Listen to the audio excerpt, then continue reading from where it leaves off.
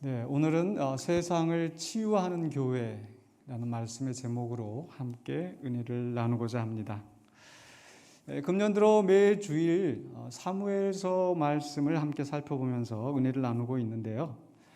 그래서 오늘은 교회 설립 46주년을 맞이하면서 좀 다른 본문을 찾아서 교회에 대해 생각을 해보려고 했습니다. 그런데 오늘 본문을 보니까 이 교회의 목적과 사명을 이야기하는데 아주 유용한 것 같아서 본문의 순서를 따라 그대로 설교를 하기로 했습니다. 사무엘서의 지금까지 내용을 간략하게 요약해 보자면, 사울이 왕으로 기름 부음을 받았지만 그가 왕이 되어서 하나님의 명령을 따르지 않아서 하나님께로부터 버림을 받았습니다. 그리고 나서 하나님은 사울을 대신하여 다윗이 왕이 되도록 또 사무엘을 통해 다윗을 기름 부음 받게 하셨고, 그 이후로 다윗은 여호와의 영에 크게 감동되었다. 거기까지가 16장 전반부에 지난주까지 나눴던 말씀의 내용입니다.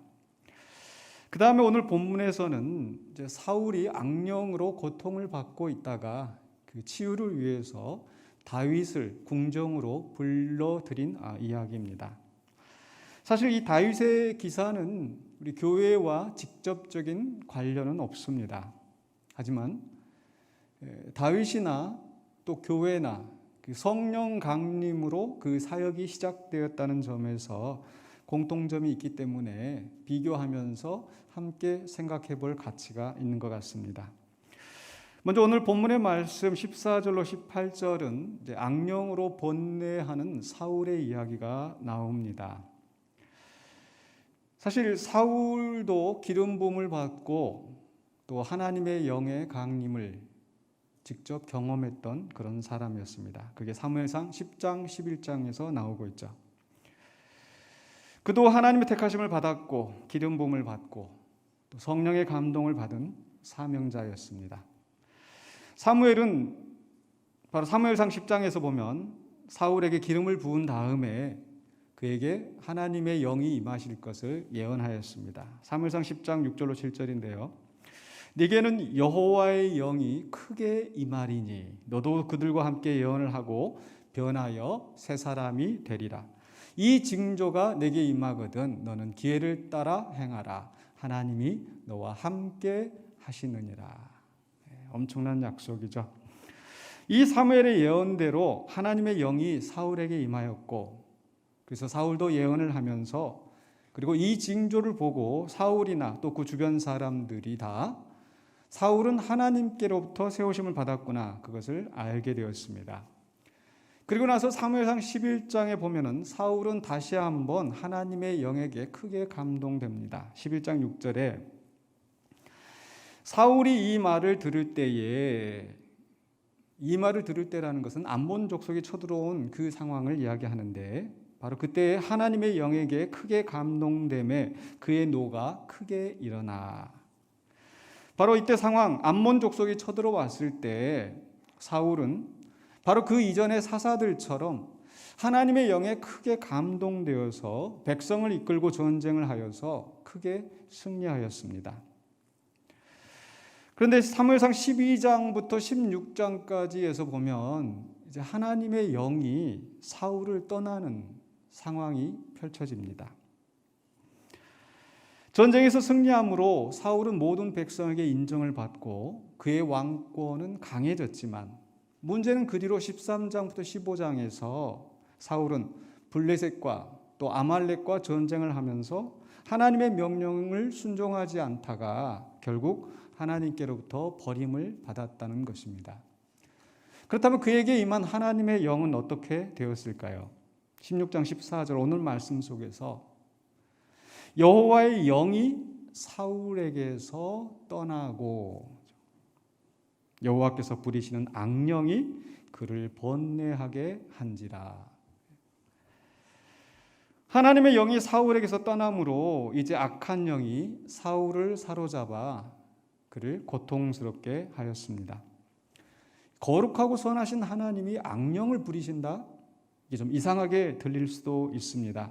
그래서 어떤 사람들은 이 말은 사울이 귀신 들렸다거나 악령에 사로잡힌 것이 아니라 사울이 평정심을 잃었다, 또는 어떤 정신적인 질환, 우울증, 이런 그 정신적인 질환을 앓게 된 것이라고 말하기도 합니다. 그러나 우리는 분명히 이것이 성경에 기록된 대로 그대로 악령의 역사라고 하여도 이상할 것이 없습니다. 왜냐하면 악령이나 마귀나 할 것 없이 그 모든 것들이 다 하나님의 주권 아래에 있기 때문에 하나님이 부리신다고 해도 틀린 말은 아닐 것입니다.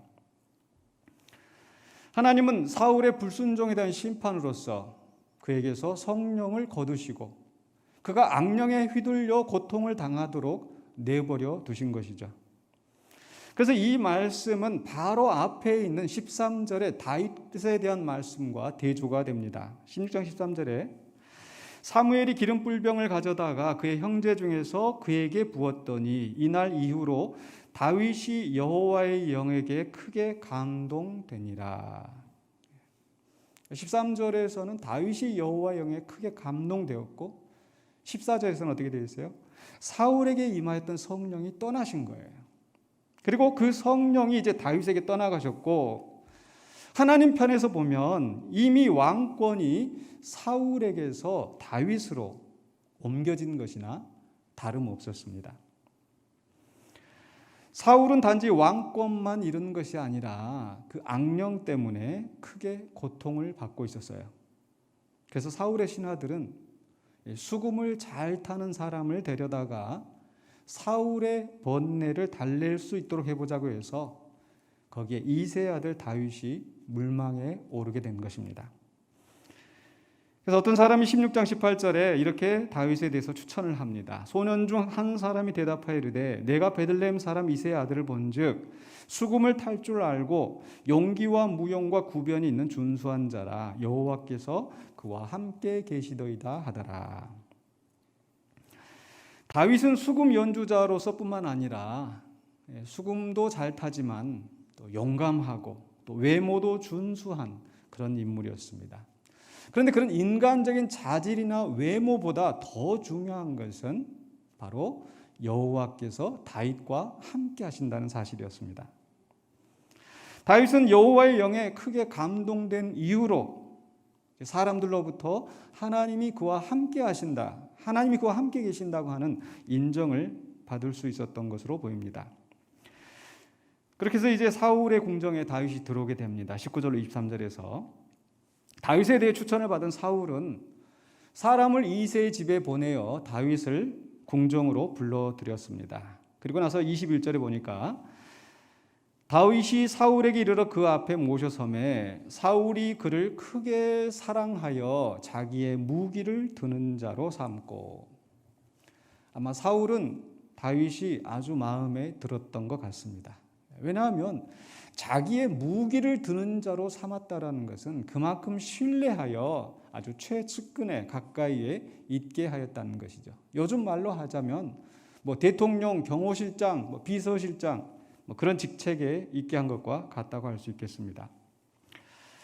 사울은 다윗이 고정적으로 계속해서 궁정에 머물 수 있도록 다시 이새에게 사람을 보내서 다윗을 완전히 보내라고 했습니다.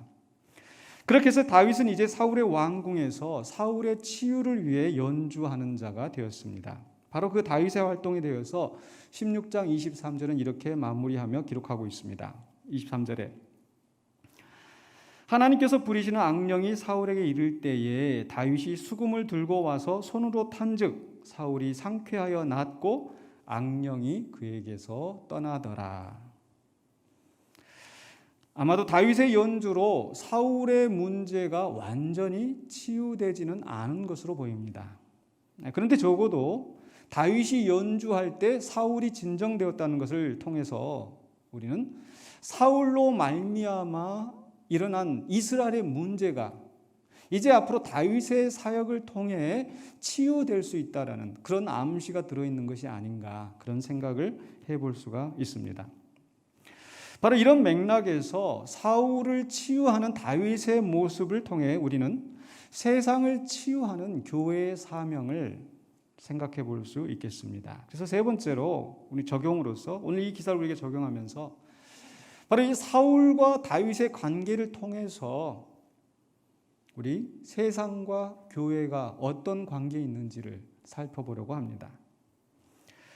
거기에서 우리는 교회의 사명과 목적을 생각해 볼 수 있을 것입니다. 먼저 첫 번째로 사울은요, 이 세상의 표상이다, 이렇게 볼 수 있습니다.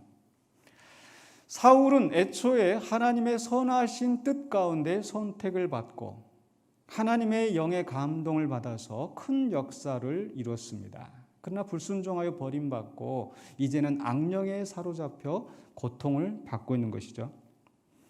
이런 맥락에서 사울은 세상과 닮았다라는 겁니다. 왜냐하면 세상은 애초에 하나님께서 선하게 창조하셨지만 결국 죄로 말미암아 고통을 받고 있기 때문입니다. 하나님이 세상을 어떻게 창조하셨습니까? 창세기 1장 1절로 2절에 천지 창조가 나오는데 거기에 하나님의 영이 나옵니다. 창세기 1장 1절로 2절에 태초에 하나님이 천지를 창조하시니라. 땅이 혼돈하고 공허하며 흑암이 깊음 위에 있고 하나님의 영은 수면 위에 운행하시니라. 물론 이 뒤로 하나님의 영이 어떻게 역사하셨는지 말씀은 나오지 않지만 분명히 하나님이 이 세상을 창조하는데 거기에 하나님의 영이, 성령님이 함께 하셨던 겁니다. 즉 창조주 하나님이 이 세상을 창조하실 때에 말씀으로 창조하셨고 또 거기에 성령이 역사하셔서 실제 창조가 이루어진 거죠. 그리고 그 세상은 하나님이 보시기에 선하고 아름다웠습니다. 그러나 첫사람 아담과 하와의 불순종으로 말미암아 죄가 세상에 들어오고 세상은 저주 아래 고통을 받게 되었습니다. 그래서 창세기 6장 1절로 7절 또 에베소서 2장 2절에 보면은 하나님이 이 세상을 창조하시고 인간을 창조하신 것을 후회하시고 탄식하시고 그리고 하나님의 영을 거두셨다는 내용을 볼 수가 있습니다.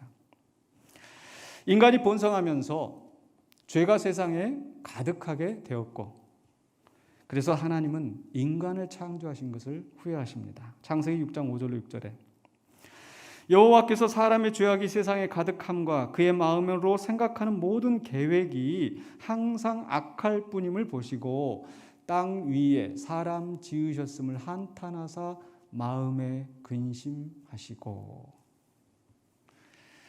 지난번 우리는 후회하시는 하나님 말씀을 살펴보았자 바로 하나님이 사울이 하나님의 명령을 어긴 것을 보시고 바로 그 사울을 이스라엘의 왕으로 세우시는 것을 후회하시는 것과 같습니다.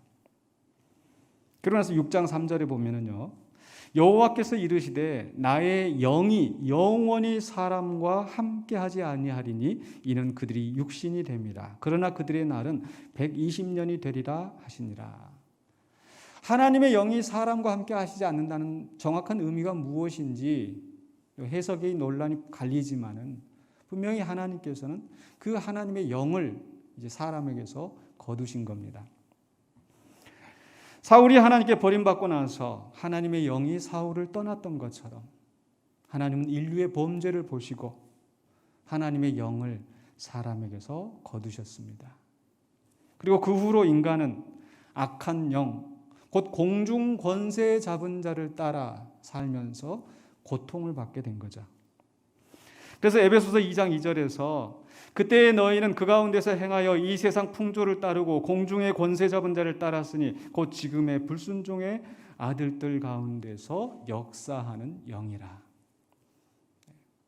사울이 악한 영의 지배를 받는 것처럼 이 세상은 악한 영의 지배를 받게 되었고 그리고 결국 고통받는 세상이 되었습니다. 이 고통받는 세상에 대해서 로마서 8장 19절로 22절에 말씀하고 있는데요.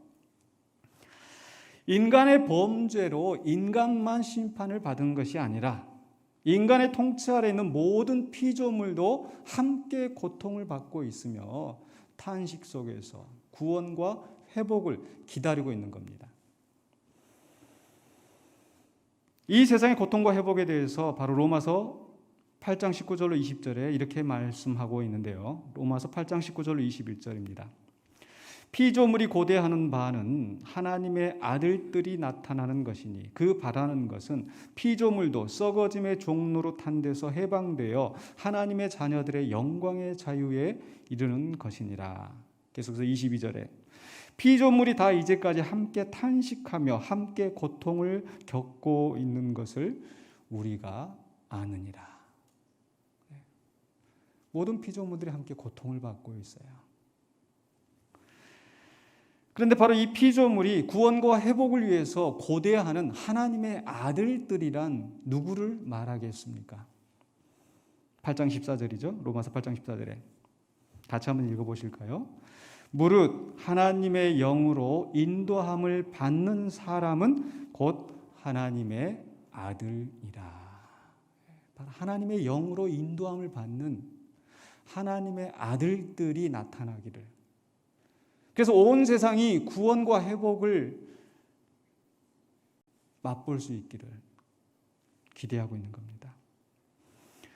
바로 악령으로 고통받는 사울에게 하나님의 영으로 감동을 받은 다윗이 등장하여 치유가 일어난 것처럼 바로 이 세상에 하나님의 아들들이 나타나 치유와 회복의 역사가 시작됩니다. 이런 맥락에서 다윗은 우리 주 예수 그리스도와 그의 몸된 교회의 표상이라고 할 수 있는 겁니다. 다윗은 예수 그리스도와 교회의 표상입니다. 바로 우리 예수 그리스도 역시 성령 강림으로 그 공생애를 시작하십니다. 하나님은 이 세상을 사랑하셔서 세상을 구원하시려고 그 아들을 이 땅에 보내셨습니다. 우리가 잘 아는 말씀 요한복음 3장 16절 17절 같이 한번 읽어보실까요?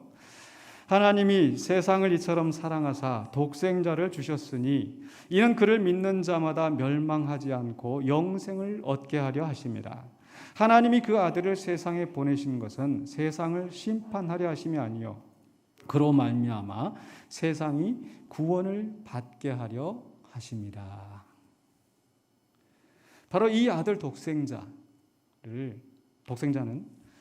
갈릴리 나사렛 동네의 목수의 아들로 태어나 사람들은 아무도 그가 세상을 구원하실 구주이심을 알지 못했습니다.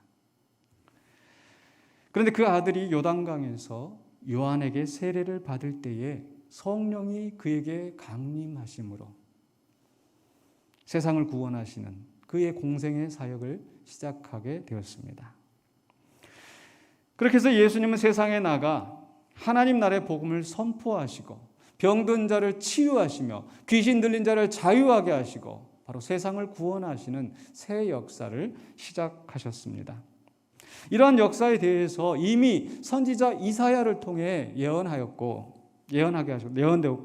예수님 또한 이 공생애를 시작하시면서 바로 이 이사야에 있는 말씀을 인용하신 거예요. 그게 누가복음 4장 16절로 17절에 나옵니다. 주의 성령이 내게 임하셨으니 이는 가난한 자에게 복음을 전하게 하시려고 내게 기름을 부으시고 나를 보내사 포로된 자에게 자유를 눈먼 자에게 다시 보게 함을 전파하며 눌린 자를 자유롭게 하고 주의 은혜를 전파하게 하려 하심이라 하였더라. 오늘 이 말씀이 너희 가운데 성취되었다 선언하시죠.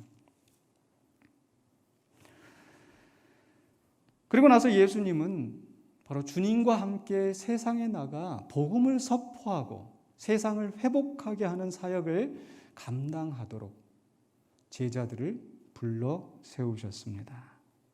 그래서 그 다음에 우리가 생각할 것은 바로 이 오순절 성령 강림과 함께 교회가 시작되었다는 거죠. 예수님의 제자들도 세상의 주목을 받을 만한 그런 사람들은 아니었습니다. 그러나 그들은 오순절에 성령을 받고 크게 변화된 후 세상에 보내심을 받아서 예수 그리스도의 부활과 그 하나님 나라의 복음을 증거하며 세상을 치유하시는 바로 그 예수님의 사역에 동참하였습니다. 여기서 우리는 교회의 목적과 사명에 대해서 다시 한번 생각해 보게 됩니다. 교회의 목적과 사명이 무엇입니까? 교회는 하나님이 세상을 구원하시려고 이 땅에 세우신 예수 그리스도와 그의 제자들의 공동체입니다. 그러므로 교회는 바로 이 하나님 나라의 비전을 품고 세상에서 예수 그리스도의 복음을 선포하고 세상을 치유하는 사명을 받은 사명자들의 공동체입니다. 그래서 영국의 신학자이자 선교사인 레슬리 뉴 비긴이라는 사람이 주장한 대로 교회는 선교적 교회, 미셔널 처치가 되어야 합니다. 용서하고 들으시기 바랍니다. 교회는 좋은 신앙 프로그램들을 제공해서 사람들이 찾아와 종교적인 필요를 채워가는 그런 백화점이 아닙니다. 좋은 건물과 환경을 만들고 멋진 찬양과 음향 시스템으로 예배 프로그램을 제공하고 사람들이 듣기 좋은 교양 강좌와 같은 좋은 말씀으로 설교하고 세상에서 남들보다 건강하게 잘 살고 사업에서 번영하도록 기도해주고 또 오랫동안 알고 지내던 사람들이 만나서 끼리끼리 모여 함께 식사도 하고 웃고 즐기고 그렇게 해서 좋은 소문이 나서 사람들이 더 많이 모여들어 돈이 많아져서 땅도 사고 건물도 사고 그렇게 종교 사업을 확장하고 예수님이 과연 그런 교회를 세우시려고 그 거룩하신 희생의 피를 흘리셨을까요? 교회는 이 땅에 하나님의 나라를 세우시려고 그렇게 해서 세상을 치유하시려고 예수 그리스도의 핏값을 주고 세우신 그리스도의 몸입니다. 그래서 우리는 이 목적과 사명을 이루기 위해서 우리는 함께 모여 우리를 구원하신 하나님께 경배하고 또 하나님의 나라와 하나님 나라의 복음이 선포되어지고 말씀의 가르침을 나누면서 성령 안에서 교제하며 사명을 감당하도록 서로를 위로하고 격려하며 또 서로를 위해 기도하는 공동체입니다. 그리고 나서 거기에서 끝이 아니라 각자의 선교지인 삶의 현장에 나가서 우리의 삶의 현장이 우리의 선교지입니다. 그 선교지에 나가서 그리스도의 좋은 병사가 되어 여전히 기도와 말씀으로 무장한 채 악한 영들과 싸우면서 이 세상이 하나님의 나라와 그리스도의 나라로 회복되어지도록 영적인 전투를 계속해야 합니다. 바로 교회 전문 사역자들과 지도자들은 성도들이 그런 일을 그 각자 사명을 감당할 수 있도록 훈련을 시키고 또 세상에 나가서 영적 전투를 싸우다가 상처받고 부상당하고 낙심당한 영혼이 있거든. 회복할 수 있도록 위로하고 돕는 역할을 감당하는 거죠. 그렇게 해서 우리가 각자 맡은 은사와 사명을 감당하며 또 공동체로서 연합하고 교제하며 함께 나아갈 때 우리를 통해 우리 지역에서 하나님의 나라가 확장되고 하나님께서 영광을 받으실 줄로 믿습니다. 이제 말씀을 마무리하려고 합니다. 하나님은 말씀과 성령으로 이 세상을 선하게 창조하셨습니다. 그리고 하나님의 형상으로 사람을 지으시고 세상을 다스리게 하셨는데 그 사람의 범죄로 말미암아 세상에 죄가 들어오고 세상은 죄와 사망의 권세 아래 고통을 받게 되었습니다. 그럼에도 하나님은 이 세상을 버려두지 않으시고 창세전부터 예정하신 구원의 역사를 진행하셨습니다. 그래서 말씀이신 예수님이 육신을 입고 이 세상에 오셔서 우리의 죄값을 다 치르시고 믿는 자들을 구원하셨습니다. 그리고 그 구원받은 자들에게 성령을 부어주시고 권능을 받게 하셔서 그리고 그들을 세상에 보내셔서 하나님의 나라와 복음을 선포하여 세상이 열방이 하나님과 그 아들에게 돌아오도록 하시는 것입니다. 하나님은 우리에게 이 사명을 감당할 수 있도록 46년 전에 바로 이 군산에 영광교회를 세우셨습니다. 그동안에 많은 아픈 역사가 있었지만 하나님은 여전히 우리 교회와 성도를 사랑하시고 여기까지 인도해 오셨습니다. 그런데도 우리는 지금 우리의 모습을 보면 여전히 분란 가운데 혼란과 고통의 시간을 겪고 있습니다. 악한 영에 시달리며 고통받고 있는 세상에 나가 세상을 치유해야 할 텐데 오히려 우리끼리 싸우며 스스로 고통과 상처를 받고 있는 현실이 참으로 안타깝습니다. 그러나 이 모든 과정 속에서 하나님이 진행하시는 역사가 있으리라 믿습니다. 바로 우리 교회를